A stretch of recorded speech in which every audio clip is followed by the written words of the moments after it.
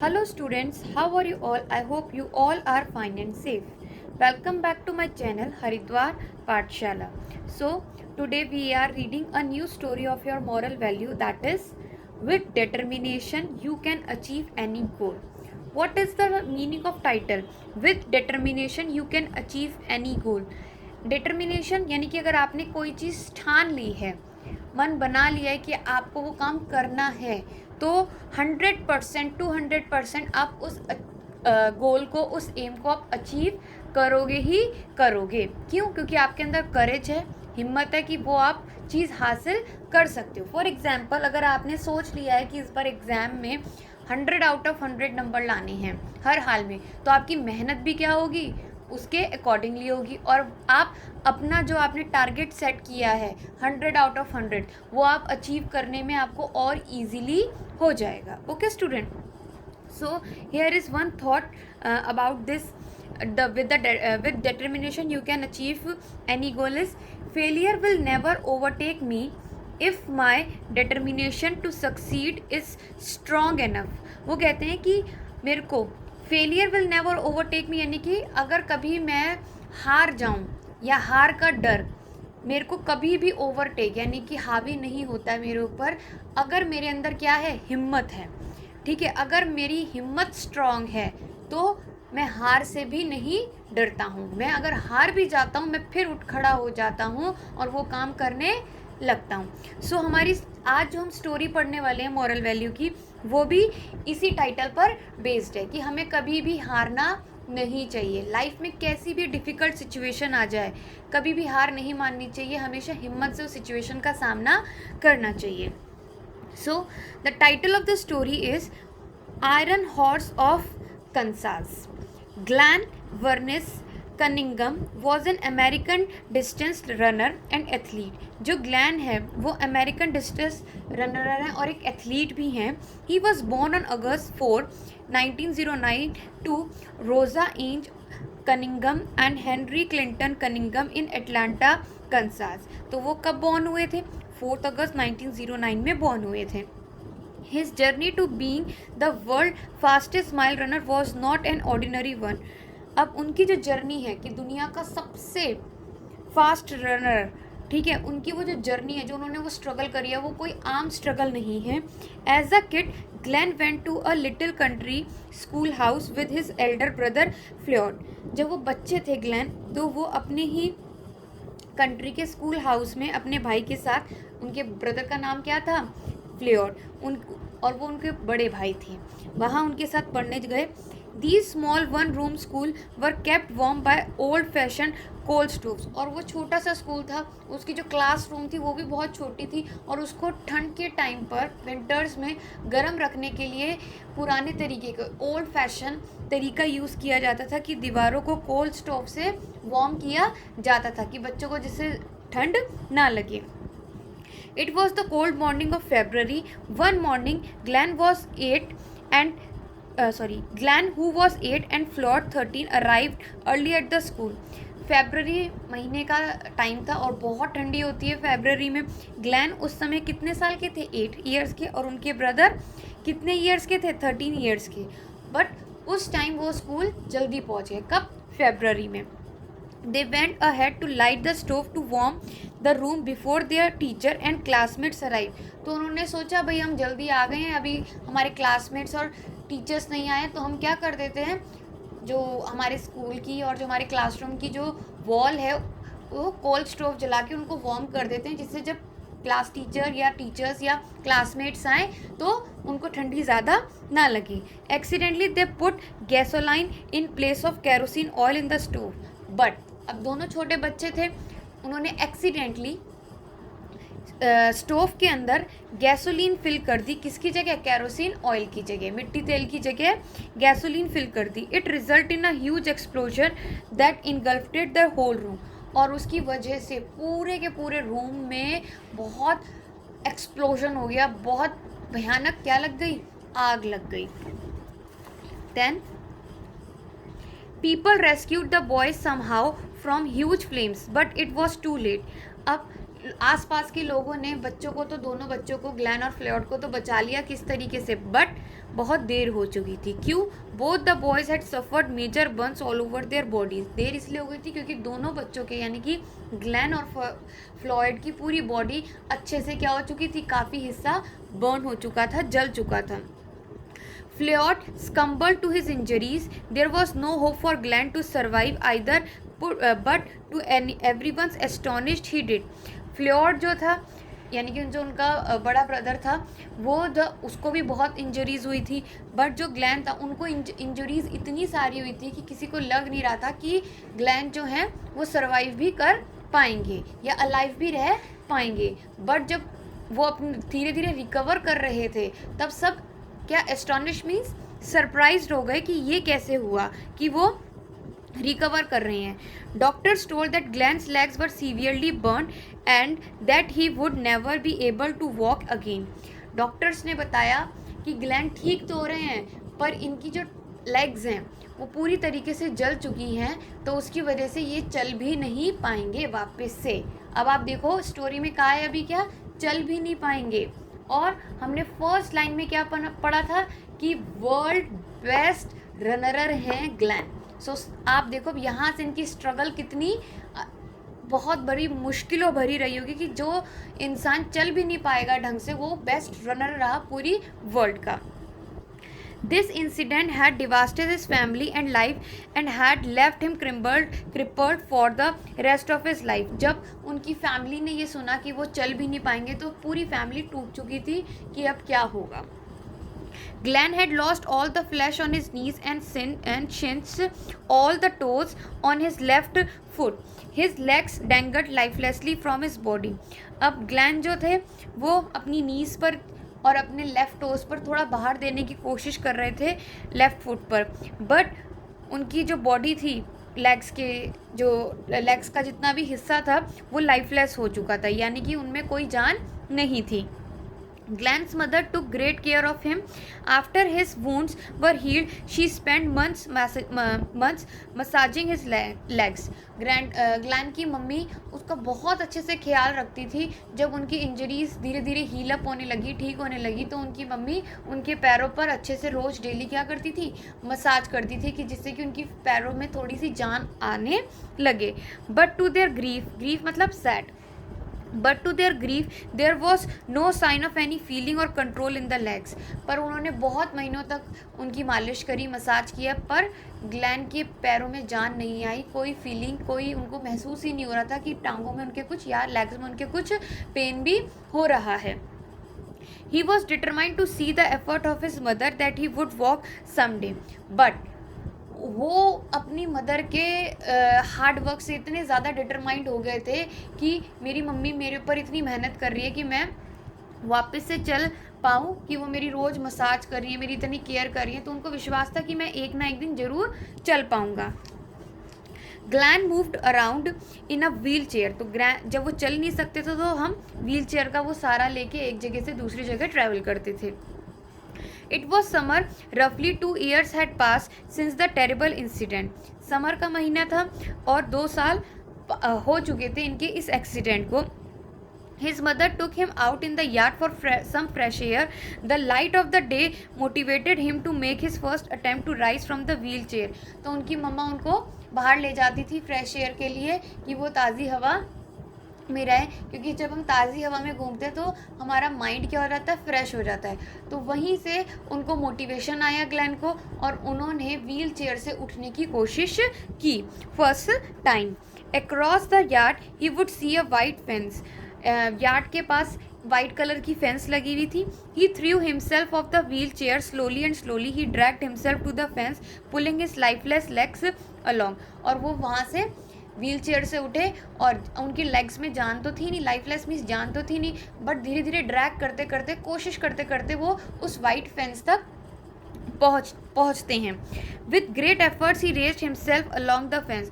इतनी मेहनत के बाद आखिरकार ग्लैन कहाँ पहुँच गए, फेंस के पास। Plank by plank, he then started to move, dragging his upper body along the fence for support. फिर धीरे धीरे जैसे एक छोटा बच्चा होता है वो कैसे क्रॉल करता है, किसी भी चीज़ को पकड़ के खड़ा होने की कोशिश करता है, बिल्कुल ऐसे ही ग्लैन भी अपनी बॉडी पर अपनी बॉडी को, अपर बॉडी को कुछ सपोर्ट देकर क्या करने लगे, खड़े होने की कोशिश करने लगे कि मैं अपने पैरों पर वापस खड़ा हो सकूं, चाहे किसी सपोर्ट के को लेके खड़ा हो सकूं, पर खड़ा हो सकूं. He would be tried and his legs would pen but he didn't think of giving up even for a second. जब वो कोशिश कर रहे थे तो उनकी लेग्स में बहुत पेन हो रहा था. क्यों? क्योंकि भाई आप इतने टाइम से चले नहीं हो, आपकी लेग्स में मूवमेंट नहीं है, तो पेन होता है ना. तो बहुत पेन हो रहा था, पर फिर भी उन्होंने वो कोशिश अपनी छोड़ी नहीं. Glenn's determination was unwavering. Rosa and Henry saw their son effort and always encouraged him. रोज़ा और हेनरी उनके फादर एंड मदर है. वो रोज़ देखते थे कि ग्लैन कितनी मेहनत कर रही हैं, हार्ड वर्क कर रही हैं अपने आप को अपने पैरों पर खड़ा करने के लिए. तो वो और उसको मोटिवेट करते थे कि yes you can do it. Every day he would make the same attempt till one day he walk smooth path all round the yard beside the fence. रोज़ वो कोशिश करते थे इसी तरीके से कि एक दिन वो खुद अपने पैरों पे चल सकें. Glance legs were becoming stronger. पर अब उनकी कोशिश रंग लाने लगी. कैसे? धीरे धीरे उनकी लेग्स जो थी वो पहले से स्ट्रॉन्ग होती गई. His father always pushed him go ahead one step to run. तो जैसे हम छोटे बच्चे को सिखाते हैं ना, हम थोड़ी दूर जाके खड़े होते हैं और बच्चे को कहते हैं कम बेबी कम, कम किड कम. तो जिससे कि वो अपने आप कोशिश करते हैं स्टेप बाय स्टेप रखने की और अपने बलबूते पर आगे चलने की. ऐसे ही ग्लैन भी धीरे धीरे अपने पैरों पर चलने की कोशिश करते थे. रोज़ अपना डिस्टेंस क्या करते थे, थोड़ा सा बढ़ा देते थे. He always said to Glenn you should never quit trying. और उनके फादर बहुत सपोर्टिव थे, मदर बहुत सपोर्टिव थी कि हमेशा वो उनसे क्या कहते थे, तुम्हें कभी भी हार नहीं माननी है. Soon Glenn running races with his brother and sister. पर धीरे धीरे अपने भाई बहन के साथ उन्होंने छोटी छोटी रेस करने लगे. One day he visited a drug store. At the drug store he noticed some medals hanging in a display window. एक दिन एक ड्रग स्टोर पे गए, यानी कि मेडिसिन शॉप पर गए, और वहाँ उन्होंने देखा कुछ मेडल्स जो है विंडो पे टंगे हुए हैं, हैंग कर रहे हैं. On asking the store owner he came to know that these medal were to be given to the best mile runner at the competition to be held at the local farmers fair. तब उन्होंने उनसे पूछा कि ये medals कैसे हैं. तो उन्होंने बताया लोकल विलेज में फार्मर्स ने एक कंपटीशन रखवाया था, जो बेस्ट रनर होगा उसको ये मेडल मिलेंगे. तो इस तरीके से उन्होंने जीते. Those medal gave him a dream and he entered the race and won it too. तो बस उस दिन से उनके ड्रीम में, सपनों में सोते जाते रहा कि मेरे को वो मेडल चाहिए. तो अब मेडल कैसे मिलेगा? जब वो बेस्ट रनर बनेंगे. अभी तो उन्होंने ढंग से चलना शुरू करा है, थोड़ा थोड़ा दौड़ना भागना शुरू करा है, पर बेस्ट रनर के लिए तो बहुत फिजिकल स्ट्रेंथ चाहिए होती है. Glenn had a strong religious faith. Religious faith मतलब भगवान में बहुत विश्वास था उन्हें. A words from the Bible helped him hold on to his courage and determination all through the tough times. तो उन्होंने बाइबल पढ़ी थी और उसमें एक लाइन थी, एक वर्स था जिसमें लिखा था कि जब तक आप में हिम्मत है, आपकी लाइफ में कितनी भी टफ सिचुएशन आए, कितनी भी डिफ़िकल्ट सिचुएशन आए, आप उसको हैंडल कर सकते हो स्ट्रांगली. बट आपके अंदर वो करेज, वो डिटर्मिनेशन होनी चाहिए, वो लगन होनी चाहिए. लगन नहीं है तो आप लाइफ में कुछ भी नहीं कर पाएंगे. It was his favourite verse and it said. और ग्लैन का वही जो वर्स था बाइबल में का, वो बहुत फेवरेट था कि उन्होंने अपने अंदर इतना स्ट्रांगनेस, इतनी हिम्मत, इतना करेज, इतना डिटर्मिनेशन फिल कर लिया कि वो कभी भी लाइफ में हारेंगे नहीं. Cunningham could not run particularly smoothly. His legs required extensive massage and lengthy warm up throughout his career. अब स्मूथली तो नहीं रन कर पाते थे, इनको टाइम टू टाइम मसाज की ज़रूरत थी, केयर की ज़रूरत थी, वार्म अप की ज़रूरत थी. But he always try to overcome his adversity right since his beginning of running and winning races in high school. बट शुरू से इन्होंने अपने लेग्स पर काम किया और अपने हाई स्कूल में भी इन्होंने बहुत से रनिंग के मैचेस को, कंपटीशन को जीता.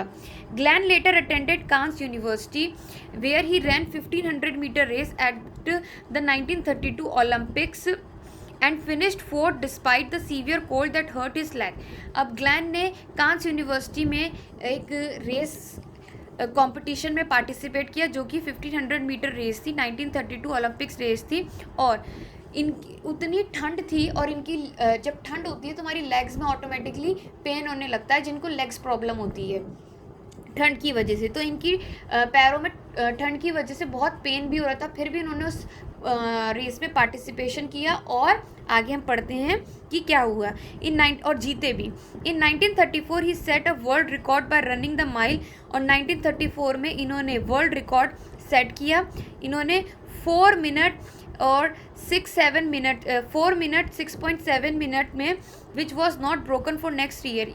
इतने कम समय में रनिंग की और उस कंपटीशन को जीता, और अगले 3 साल तक इनके इस टाइम को कोई बीट नहीं कर पाया। इन 1936 he was voted most popular athlete by his fellow Olympians. तो 1936 में इनके ही एक कलीग ने इनको किस नाम में, मोस्ट पॉपुलर एथलीट के नाम से नवाजा, कि इनको एक सब कहने लगे। क्यों? क्योंकि इतने कम समय में जिसके पैरों में, जिसकी लेग्स में इतनी तकलीफ है, जो इतनी स्ट्रगल करके आगे गया, और उसके स्कोर को कोई, उसके टाइम को कोई बीट नहीं कर पाया, इसकी वजह से। He also earn the master degree in the same year from university in Iowa. और उन्होंने मास्टर्स की डिग्री भी, अपनी पढ़ाई भी उसी यूनिवर्सिटी से पूरी करी। In 1938 he won 21 out of 31 race held at Madison Square Garden in न्यूयॉर्क। 1938 में 31 रेसेस में से 21 रेसेस ये जीते थे। He also set a world record in the indoor mile run 4.4 minute at a Dartmouth college and become the world fastest miler. और इन्होंने indoor activities भी करी थी, उसमें भी ये जीते थे और फास्ट रनर अप में इनका नाम आता था। He also earned a post doctorate degree from New York university. और इन्होंने पोस्ट डॉक्टरेट डिग्री भी न्यूयॉर्क की यूनिवर्सिटी से हासिल करी थी। He was the fastest miler in the amateur athlete union in. सबसे फास्टेस्ट रनर अप कहा जाता था इन्हें, कब? 1933 में भी, 1935 में, 1936, 1937, 1938 तक इनको फास्टेस्ट रनर कहा गया। In 1940 when the Olympics were cancelled he retired from his running career and taught at Cornell college in Iowa. 1940 में जब ओलंपिक्स कैंसिल हो गए थे, तब इनको इनकी पोस्ट से रिटायर करा गया, क्योंकि एक स्पोर्ट्स पर्सन की भी अपनी एक एज होती है, जिस एज लिमिट तक वो अपना पार्टिसिपेशन कर सकते हैं। तो उसमें उनका रिटायरमेंट हो गया। पर रिटायरमेंट के बाद भी उन्होंने, ऐसा नहीं है कि अपना काम छोड़ दिया, उन्होंने फिर बच्चों को वो चीज़ें सिखाना शुरू किया। During World War second he entered the navy establish new physical training programme. फिर वर्ल्ड वॉर सेकेंड में एक नेवी के अंतर्गत एक फिजिकल ट्रेनिंग प्रोग्राम था, वहाँ उन्होंने अपने आप को एंट्री दिलवाई। Later in his life around 1947 he establish the Glenn Cunningham youth ranch from troubled kids in Kansas, USA with his wife. They raised around 9,000 kids on their ranch over the period of more than 30 years. फिर अपनी 1947 में ये अपनी wife के साथ इन्होंने 9,000 kids के लिए 30 सालों तक ये काम किया, जो लोग अफोर्ड नहीं कर पाते थे, या लोग जो बच्चे सीखना चाहते थे उनको आगे बढ़ाने के लिए, मोटिवेट करने के लिए इन्होंने उनके लिए काम किया। Finally he died in 1988 with his determination and iron will he overcome in surmountable difficulties in his life and achieve the height which could only be seen as a miracle.